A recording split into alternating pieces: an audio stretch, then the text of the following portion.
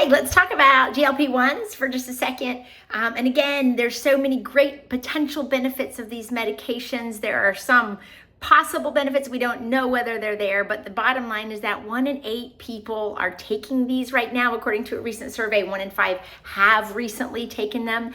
And so let's just remind ourselves how important lifestyle is. Whether or not you're taking them, it is so important because body composition is what we're after. It's really improving our body composition, reducing fat, specifically reducing visceral fat, that inflammatory fat, and improving and increasing muscle mass. This is really what's so important for vitality, long-term health. It's not skinniness, it's not weight loss, it's what is it we're losing and what is it we're maintaining or potentially gaining. And we want to gain lean muscle mass, that's muscle, and we want to lose fat, especially visceral fat.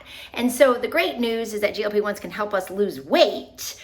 But what we of course know is that there's a potential for the loss of lean muscle mass with that. And of course, if we exercise and do resistance training, we can mitigate that loss. Yes, protein is important, but it's also really important that we get quality because in all this weight loss, it is not uncommon to see nutrient deficiencies. So the quality of your food, leaning into plant proteins, leaning into fiber is so important.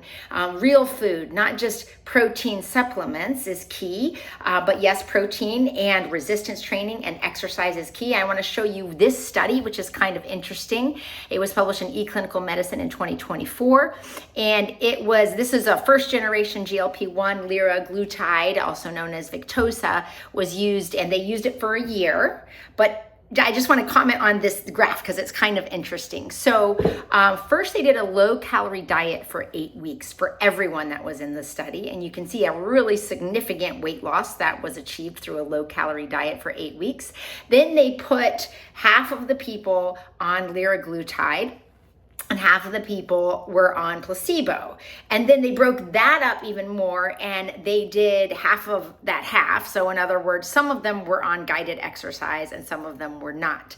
And just look at what happens here. So placebo is the gray right there. And you can see with everyone taking the medication liraglutide, you had further weight loss at a year. That's 52 weeks. Fantastic. Those people that did the exercise and liraglutide had the best weight loss, and so that's really big.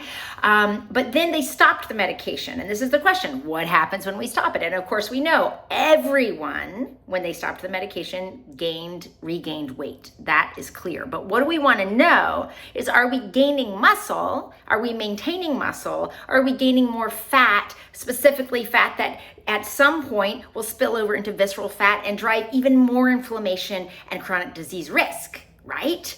So what this shows is just again emphasizing how important exercise is if you are on a GLP-1, because A, it helps you lose more weight. B, it helps you maintain your muscle mass. So they looked not just at weight loss, but they also looked at body composition in this study. And these people were in Denmark and they were not actually doing resistance training. They were doing bicycling. So imagine if we did all the things, resistance training and cardio, wouldn't that be fantastic? But really just important to recognize is that those people, yes, they did gain weight when they stopped the medication, but if they were doing exercise and continuing to do exercise, they gained the least amount of regain, and they were able to maintain their muscle mass. So foundation is still lifestyle.